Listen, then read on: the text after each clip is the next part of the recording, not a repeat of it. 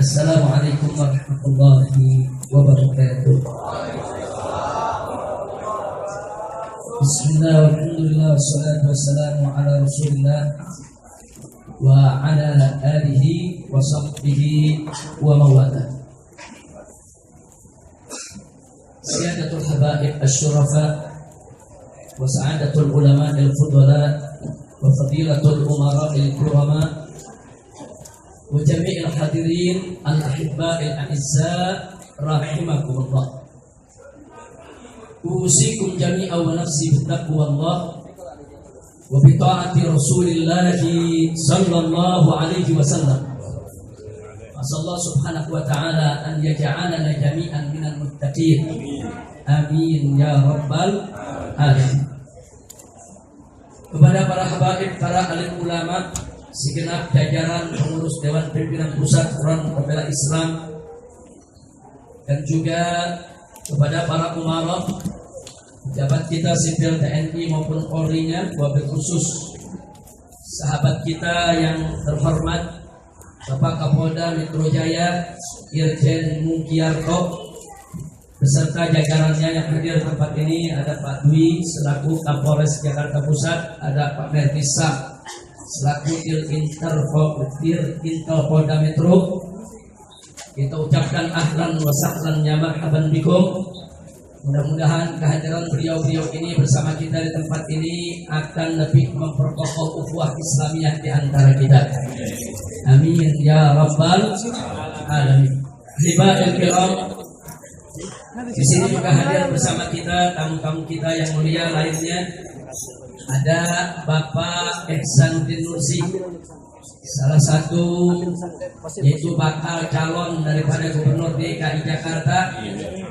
Dan di sini juga ada pimpinan daripada Rumah Sehat Budi Kemuliaan, itu Dr. Bahar. Alhamdulillah hari ini bersama kita di tempat ini.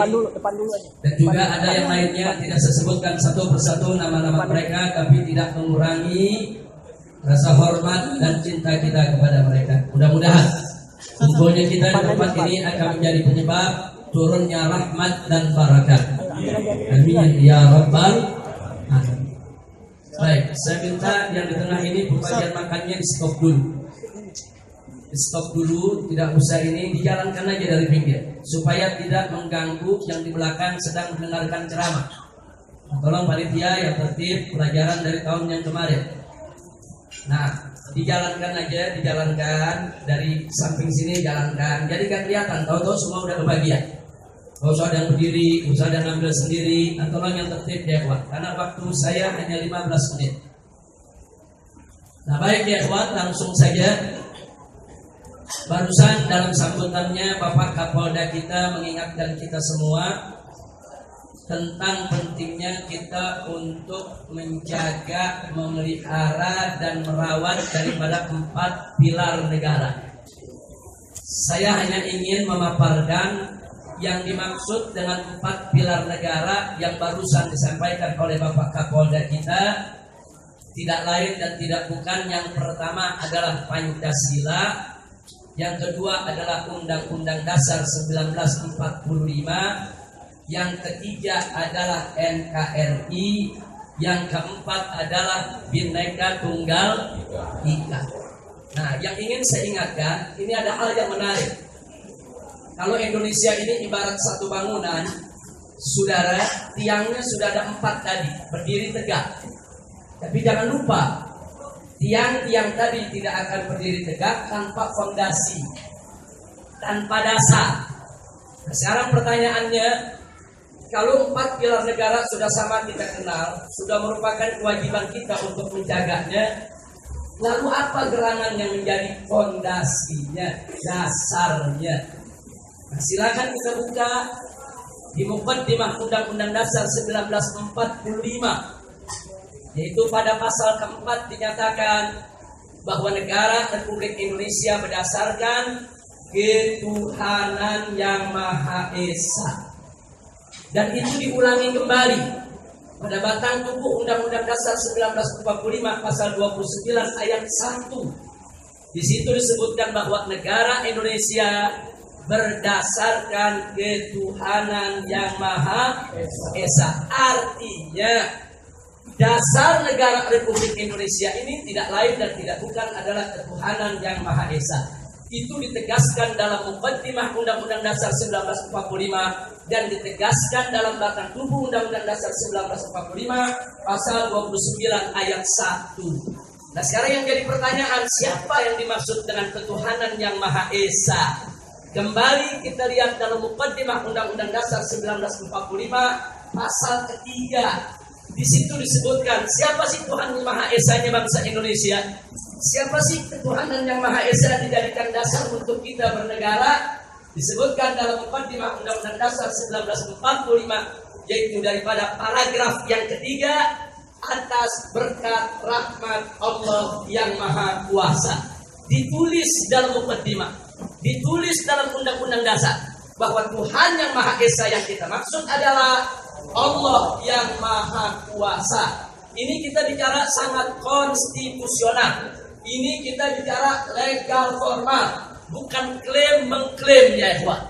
Nah, maka itu saya katakan sekali lagi, kalau begitu dasar negara Republik Indonesia tidak lain dan tidak bukan adalah ketuhanan yang Maha Esa. Dengan kata lain, dasar negara kita adalah tauhid. Ini negara tauhid yang berdiri atas dasar ketuhanan yang Maha Esa. Ketuhanan yang Maha Esa yang dimaksud adalah Allah yang Maha Kuasa. Allah yang Maha Kuasa tidak lain dan tidak bukan adalah Allah yang Maha Esa, satu-satunya Tuhan yang berhak disembah oleh seluruh umat manusia, dan itu Tuhan kita semua. Alhamdulillahirabbil alamin. Artinya saudara, tegaskan kembali dalam kehidupan kita berbangsa dan bernegara, tancapkan dalam jiwa kita, tancapkan dalam hati kita, Indonesia ini bukan negara tauhid, Indonesia ini bukan negara kafir, Indonesia ini bukan negara musyrik, Indonesia ini bukan negara iblis, Indonesia ini bukan negara setan, tapi Indonesia adalah negara yang berdasarkan tauhid la ilaha illallah. Sekarang saya mau tanya semua yang hadir saudara, ketuhanan yang Maha Esa, siapa Tuhan yang Maha Esa? Allah. Jawab semua yang kompak, siapa Tuhan yang Maha Esa? Allah. Siapa Tuhan yang Maha Esa? Allah. Siapa Tuhan yang Maha Esa? Allah. Apa ada Tuhan lain yang Maha Esa selain Allah? Apa ada Tuhan lain yang Maha Esa selain Allah?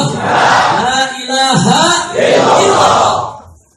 Maka itu berulang kali dan berulang kali Front Pembela Islam sejak kelahirannya sampai hari ini, manakala kami mendatangi instansi-instansi pemerintah, khususnya legislatif sebagai lembaga negara resmi yang memproduk perundang-undangan, agar jangan sekali-kali mereka mengeluarkan satu kebijakan perundang-undangan yang bertentangan dengan nilai-nilai luhur ketuhanan yang Maha Esa. Dengan kata lain, kalau ketuhanan yang Maha Esa yang dimaksud dengan Tuhan yang Maha Esa adalah Allah, berarti hukum Tuhan yang Maha Esa adalah hukum Allah.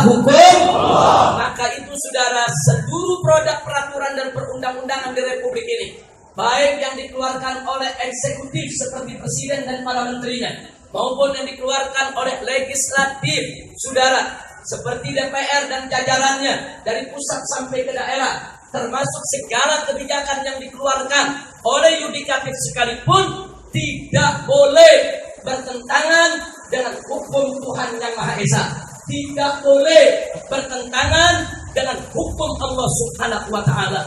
Allah menyatakan dalam Al-Qur'anul Karim, faqala ta'ala, apa hukmal jahiliyah yabghun, apa hukmal jahiliyah yabghun, wa man ahsanu minallahi hukman liqaumin yuqinun. Shadaqallahul azim. Tegas Allah nyatakan dalam Al-Qur'an, apa hukmal jahiliyah yabghun, itu mereka-mereka yang enggak mau pakai hukum Allah, mereka-mereka yang menentang hukum Allah, mereka-mereka yang melawan hukum Allah. Apa hukum jahiliyah yabghun? Apakah mereka menginginkan hukum jahiliyah? Apakah mereka menghendaki hukum jahiliyah? Ini satu teguran keras dari Allah Subhanahu wa taala kepada mereka yang menolak hukum Allah. Selanjutnya Allah menyatakan, "Wa man ahsanu minallahi hukman liqaumin yuqinun." Bagi orang yang yakin kepada Allah, bagi orang yang beriman kepada Allah, tidak ada satu hukum pun yang lebih baik, lebih indah, lebih berkah, lebih adil, lebih bagus daripada hukum Allah Subhanahu wa taala. Wa man ahsanu minallahi hukman. Saudara, siapa yang punya hukum lebih baik daripada hukum Allah? Enggak ada, saudara. Liqaumi yuqinun, bagi orang yang berkeyakinan kepada Allah, maka dia yakin tanpa keraguan hukum yang terbaik adalah hukum Allah, hukum yang teradil adalah hukum Allah, hukum yang wajib ditegakkan di bumi Allah adalah hukum Allah. Takbir. Sallu ala nabi. Jadi saya mau tanya semua di sini, saudara, apa ada hukum yang lebih baik dari hukum Allah? Hukum yang paling adil hukum siapa? Allah. Yakin? Percaya? Siapa yang maha adil? Allah. Siapa yang maha arif? Allah. Siapa yang maha bijaksana? Allah. Siapa yang maha suci? Allah. Siapa yang maha besar? Allah. Siapa yang maha agung? Allah. Siapa yang maha kuasa? Takbir. Sallu ala nabi. Karena itu, saudara, saya ingin ingatkan fakta sejarah. Almarhum Kiai Haji Muhammad Ishaq Ansori, seorang pejuang kemerdekaan dan pernah menjadi anggota konstituante di tahun 1955 dan seterusnya. Beliau pada saat berceramah di hadapan anggota konstituante, sekarang anggota DPR, sebagai seorang wakil rakyat, di antara yang beliau katakan apa? Beliau katakan kepada para penyokong Pancasila, tidak ada jalan lain kecuali harus merelakan Pancasila untuk diasuh dan dirawat dalam perawatan Islam. Yang kedua, saudara,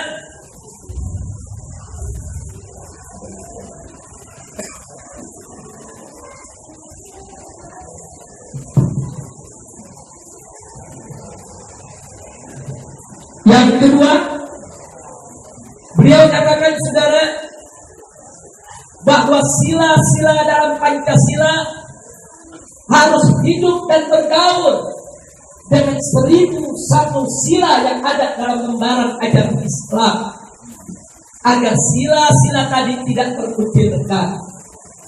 Dan yang ketiga yang tidak kalah menariknya, beliau mengatakan kalau Pancasila tidak dijaga seperti itu, maka Pancasila akan tenggelam, akan ditelan oleh arus komunisme dan imperialisme. Subhanallah. Ini dia ucapkan dalam sidang-sidang konstituante antara tahun 1955 sampai 1959, saudara. Jadi beliau sudah ingatkan dari jauh-jauh hari, saudara, dan akhirnya terbukti. Mari kita lihat pada rezim Orde Lama, saudara, Pancasila dirawat oleh rezim Orde Lama yang menggandrungi pemikiran Marxisme, yang menggandrungi pemikiran Leninisme, yang menggandrungi pemikiran daripada komunisme. Akibatnya Pancasila dijadikan alat politik untuk melindungi lahirnya Partai Komunis Indonesia. Kenapa? Kok Pancasila bisa dijadikan alat politik untuk melindungi PKI ketika itu? Karena rezim yang berkuasa merawat Pancasila, saudara, dengan aroma Marxisme dan Leninisme. Maka saudara, yang kedua, tumpang rezim Orde masuk rezim Orde Baru, saudara. Rezim Orde Baru ini beraroma kejawen, saudara. Sangat kuat gerakan kejawen. Akibatnya apa? Pancasila dirawat dengan perawatan kejawen. Akhirnya Pancasila dijadikan alat politik untuk melahirkan aliran kebatinan dan aliran kepercayaan, sampai aliran kepercayaan diakui oleh keputusan MPR RI. Ini penyalahgunaan Pancasila. Kenapa di zaman Orde Pancasila dijadikan alat untuk memayungi komunisme? Kenapa di zaman Orde saudara Pancasila dijadikan alat untuk memayungi aliran kebatinan kepercayaan? Karena saudara mengikuti pemikiran dari yang merawatnya, saudara. Selesai masa Orde, masuk kita ke masa reformasi dari tahun 98 sampai hari ini, saudara. Apa yang terjadi semenjak kita reformasi, saudara? liberalisme mengais banyak kemenangan di berbagai lini saudara. Akhirnya mereka menguasai lini-lini kekuasaan. Mereka menguasai lini-lini dalam sistem kekuasaan itu sendiri. Akhirnya Pancasila dijadikan alat politik untuk melindungi aliran sesat, untuk melindungi saudara aneka ragam kemaksiatan atas nama kebebasan, atas nama hak asasi manusia, atas nama kearifan lokal, dan seterusnya saudara. Kenapa semua ini bisa terjadi saudara? Karena yang merawat Pancasila sejak reformasi adalah mereka yang terkontaminasi dengan pemikiran-pemikiran liberalisme.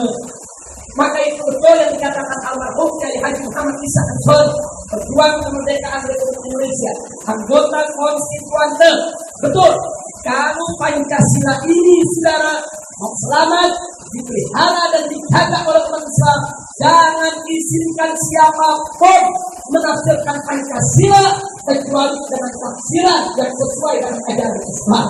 Jangan izinkan siapapun untuk merawat Pancasila, menjaga Pancasila, memelihara Pancasila, kecuali generasi yang betul-betul beriman kepada Allah dan Rasulnya.